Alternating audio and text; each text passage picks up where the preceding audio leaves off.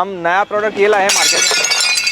ये क्या हुआ? ये तो आपके सारे प्रोडक्ट जितने भी थे सब टूट गए। तो जैसे कि आपने देखा कि जो प्रोडक्ट है वो टूट चुका है और वो हमारा रॉ मटेरियल बन चुका है। और ये जो सिरामिक के टुकड़े होते हैं मिट्टी में घुलते नहीं है, इसलिए हम क्या करते हैं कि इसे ये क्रशिंग मशीन में डाल देते हैं। और ये मशीन जब चल रहा होता है तो उसके अंदर ऐसे ही ये सिरामिक के बॉल्स होते हैं जो काफी हार्ड होते हैं, मिट्टी को और बर्तनों को क्रश करने में मदद करते हैं। पूरी तरह से क्रश हो जाएगा, वो बन जाएगा हमारा एक अच्छा रॉ मटेरियल। तो ये एक काली मिट्टी है, ये सफेद मिट्टी है, ये एक दूसरी तरह की सफेद मिट्टी है। जब ये तीनों मिल जाती है उस वेस्ट पाउडर के साथ, जिससे हम कोई भी नई चीज बना सकते हैं, ये फिर से घूमेगा जिससे कि एक पूरा अच्छा लिक्विड बन जाएगा उसका। अब इसमें से जब पूरा लिक्विड मिक्स हो चुका है, अब इसे हम छानते हैं ताकि कुछ भी बारीक सा बारीक पार्टिकल ना रहे उसमें, अच्छे से पूरा लिक्विड रहे। वो हम इस मशीन में डालते हैं जिसे कि ब्लंजर कहते हैं। मिट्टी को और जो लिक्विड होता है उसे घुमाती रहती है ताकि मिट्टी और पानी अलग ना हो। और फिर वो पंप से कनेक्टेड है, इसमें से लिक्विड लेता है और नई मशीन में डालता है जिसे हम फिल्टर प्रेस कहते हैं। ये ऐसे 16 से 18 बॉक्स लगे होते हैं। जो पंप है वो लिक्विड मिट्टी इसके बीच में से डालता है। जब ये पूरा भर जाता है तो इस कैनवस की वजह से मिट्टी फंस जाता है इन दोनों ब्लॉक्स के बीच में। फिर हमें जो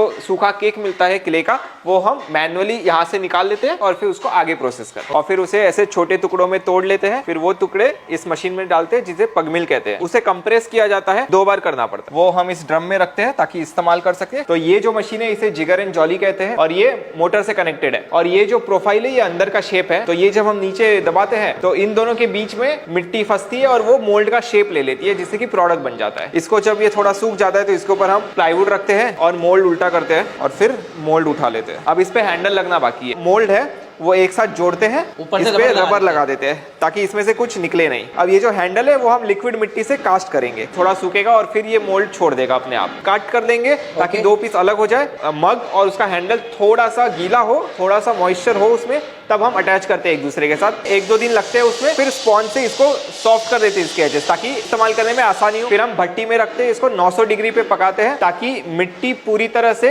मजबूत हो जाए। इसे कम से कम 2 दिन लगेंगे पूरी तरह से सूखने में। हमारे कप हीट होके रेडी हो गए, ठंडे हो गए। अब देखते हैं वो कैसे निकले भट्टी में से। वाह, ये कलर चेंज हो गया पूरा। जी बिल्कुल। जब भट्टी में 900 डिग्री पे हम इसको हीट करते हैं तो जो ग्रे कलर होता है मिट्टी का वो सफेद हो जाता है और इसको पूरी तरह से वो अच्छे से पक गया है। ये मिट्टी कभी भी पानी में घुलेगी नहीं। अब इसे हम ग्लेजिंग के लिए लेके जाएंगे। अब इनको स्पॉन्ज से साफ करेंगे ताकि कोई धूल ना रहे उसके ऊपर, और फिर उसे ग्लेज में डिप करेंगे इन टोंग्स की मदद से।